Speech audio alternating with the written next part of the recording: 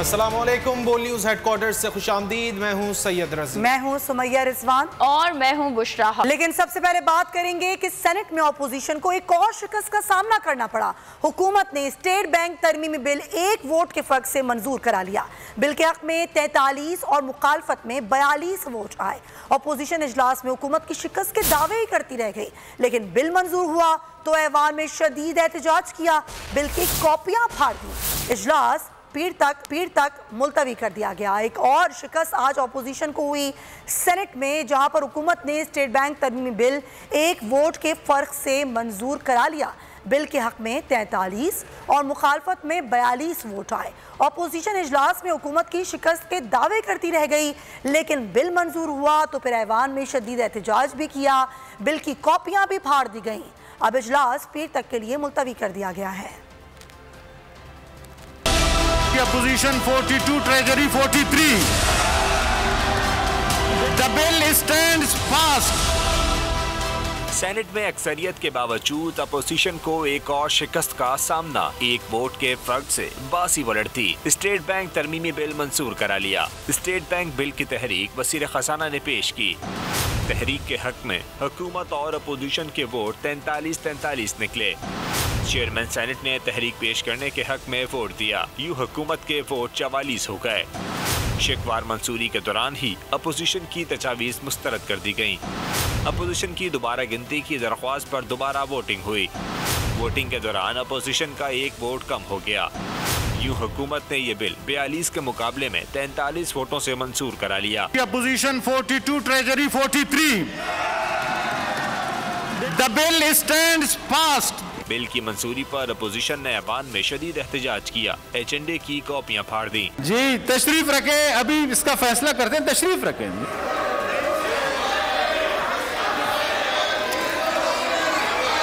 इससे कबल सेनेट का इजलास शुरू हुआ तो अपोजिशन ने सेनेट तरमीमी बिल ऐवान में पेश करने का मुतालबा किया। हुकूमत इस वक्त तजब्जुब का शिकार थी, लिहाजा इस वक्त वज़ीर खजाना बिल पेश किए बगैर ऐवान से चले गए, जिस पर अपोजिशन ने ऐवान में नारे लगाए।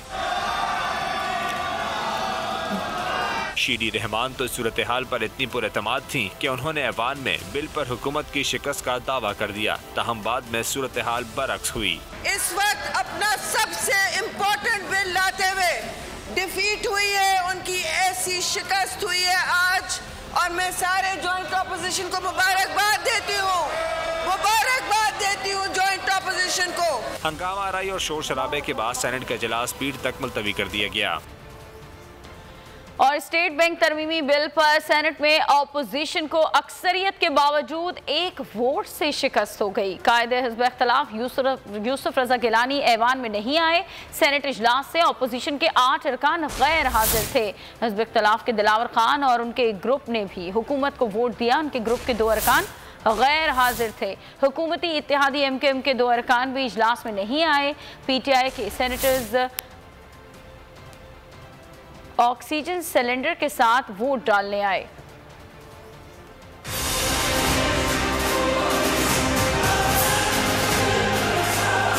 सेनेट में अपोजिशन की अक्सरियत अक़लियत में बदल गई। इजलास से अपोजिशन के 8 अरकान गैर हाजिर थे। ऐवान बाला में 56 रुकनी अपोजिशन इत्तेहाद स्टेट बैंक तरमीमी बिल पर ऐवान में अक्सरियत साबित न कर सकी। यूसुफ रजा गिलानी ऐवान से गैर हाजिर थे। सेनेटर मुशाहिद हुसैन कोरोना में मुब्तला होने के बाइस ऐवान में नहीं आए। कासिम रंजो अलालत के बाइस ऐवान में ना आ सके। सिकंदर महेंद्रो भी अलालत की वजह से ऐवान में ना आए। नुज़रत सादिक बैरून मुल्क थी। सेनेटर आजम नज़ीर ताड़र ने मीडिया से गुफ्तगू में अपोजिशन अरकान के नाम और ना आने की वजूहात बता दी। कि सैयद मुशाहिद हुसैन साहब क्वारंटीन हैं कोविड पॉजिटिव सिम्टम्स के साथ। कासिम रोंजू साहब हमारे एक और सेनेटर जो नहीं पहुंच सके वो लील हैं। सिकंदर मांद्रियो साहब हस्पताल में दाखिल हैं, उनकी मेजर सर्जरी हुई है। नुज़रत सादिक साहिबा कनाडा में छुट्टी लेके गई हुई हैं और वो सारा कुछ ऑन रिकॉर्ड था। आज मैं समझता हूँ कि हुकूमत ने पूरी तरह ओछे हथकंडे इस्तेमाल करके ये काला कानून ला के बराबर पे आके उन्होंने इसको मंजूर किया है। सेनेट इजलास में अपोजिशन की PKMF की शफीक तरीन और नसीमा एहसान भी इजलास में शरीक ना हुई। अपोजिशन से JUI के तलहा महमूद इजलास में शरीक ना हुए। ANP सेनेटर हिदायतुल्लाह ने मीडिया से गुफ्तगू में कहा कि उनके साथी सेनेटर उमर फारूक ऐवान में आए, लेकिन वो समझे कि गिनती मुकम्मल हो गई, इस वजह से वो वालिद की अलालत के पेश नज़र वापस चले गए। हमारे उस वक्त बिल्कुल पूरी थे और हमारे ज़्यादा थे और उनके कम थे। तो कह दिया कि भाई अभी दोबारा जब किया तो उस वक्त वो निकल चुका था। ऐसा नहीं कि वो कसदन किया, वो उसका वालिद बीमार है, वो कराची जा रहा था, अब इसी फ्लाइट में वो उसने बुकिंग की थी। दिलावर खान ग्रुप के 2 अरकान इजलास से गैर हाजिर थे। दिलावर खान ने भी हुकूमत को वोट दिया। एक तरफ अपोजिशन अरकान अलालत की वजह से गैर हाजिर थे, दूसरी तरफ PTI की सेनेटर डॉक्टर जरका ऑक्सीजन सिलेंडर के साथ ऐवान में आई। हुकूमती इत्तेहादी MQM के फैसल सब्जवारी और खालदा अतीब इजलास से गैर हाजिर थे, ताहम फिर भी हुकूमत बिल मंजूर कराने में कामयाब रही। तरमीमी मालियाती बिल पर बहस के दौरान अपोजिशन सेनेटर्स हुकूमती पॉलिसियों पर बरस पड़े। शहरी रहमान का कहना था कि कौमी सलामती और माशी पॉलिसी गिरवी रख दी गई है, वज़ीर आज़म इमरान खान को फौरी इस्तीफ़ा दे देना चाहिए।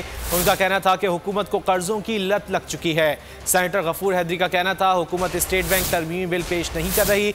वज़ीर इत्तलात फवाद चौधरी के वार कहा यूसुफ रज़ा गिलानी ने बिल की मंजूरी में बिलवास्ता साथ दिया, उनके शुक्रगुजार हैं। उम्मीद है कि शिकस्त के बाद अपोजिशन कुछ दिन खामोश रहेगी। लाहौर के करीब नया शहर बसा रहे हैं, पार्लियामान का इख्तियार उसी के पास रहना चाहिए। अदालतों ने जब भी इख्तियारात से तजावुज़ किया मुल्क को नुकसान पहुंचा। मुंतशिर अपोजिशन, नाकारा जो हिकमत अमली और उसके नतीजे में एक और शिकस्त अपोजिशन का मुकद्दर जो है वो बनी है।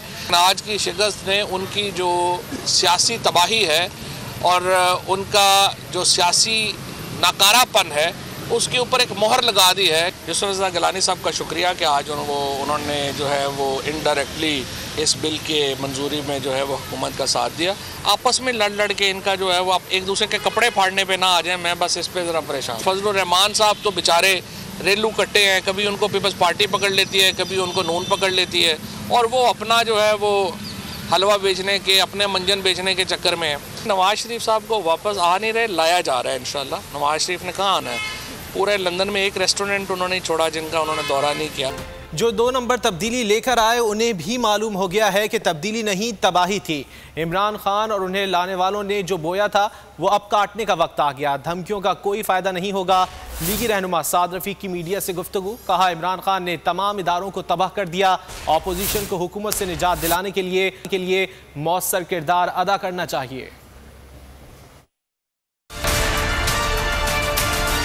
इमरान साहब को स्मेल आ रही है, जो कुछ उन्होंने किया है, जो कुछ उन्होंने बोया और उनके साथियों ने, वो काटने का वक्त उनका आ गया है और दूसरों को चोर कहने वाले दरअसल खुद चोर निकले। अब ये धमकियां जो हैं इसका कोई फ़ायदा नहीं है और इसी तरह जो वो ये चाहते हैं कि फिर इंतकाम का रोड रोलर चले और वो अपने मुखालफिन को फिर बुलडोज करें, इसमें भी उन्हें नाकामी हो। पाकिस्तान की अपोजिशन पार्टीज़ को ज़्यादा मौसर किरदार अदा करना चाहिए ताकि निजात मिले लोगों को इस नहुसत से जो कौम पे मुसल्लत की गई है। हमने कहा है डे लाइट रॉबरी का अगला प्रोग्राम है और अगला इलेक्शन लूटने का मंसूबा है PTI का।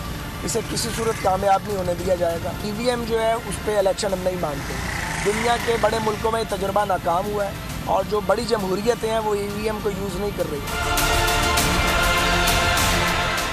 रावी अर्बन हाउसिंग सोसाइटी नहीं नया शहर बनने जा रहा है। इस मंसूबे से रोजगार मिलेगा, सरमायाकारी आएगी। सही मानों में लाहौर हाई कोर्ट के सामने केस पेश किया ही नहीं गया। सुप्रीम कोर्ट में अपील दायर करेंगे। वजीर आजम इमरान खान का ऐलान, कहा लाहौर फैलता गया तो पानी की किल्लत और गंदगी के मसाइल का सामना होगा। दरियाए रावी सेवरेज नाला बन जाएगा। 2 करोड़ दरख्त लगाकर इसे बचाएंगे। कराची में भी बंडल आइलैंड पर नया शहर बनाना चाहते थे, बदकिस्मती से सिंध हुकूमत ने रुकावटें डाली और माजी की हुकूमतों ने मईशत को खंडर बना दिया था।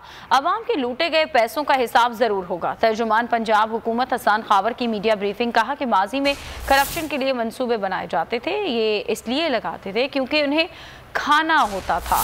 जनूबी पंजाब का बजट लाहौर में लगा दिया जाता था। नून लीग आवाम की आंखों में धूल झोंकना चाहती थी। पंजाब के हर इलाके में तरक्याती काम जारी है।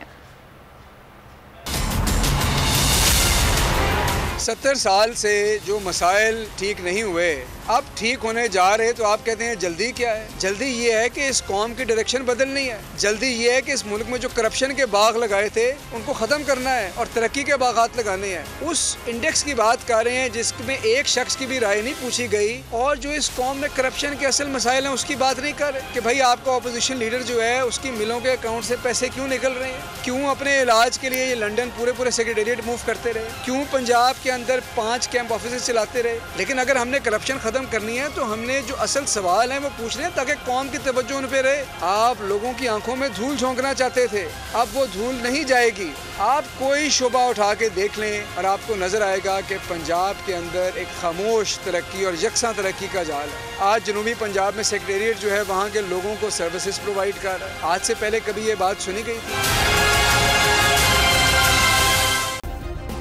सब्सक्राइब करें और बेल दबाएं ताकि कोई खबर रह न जाए।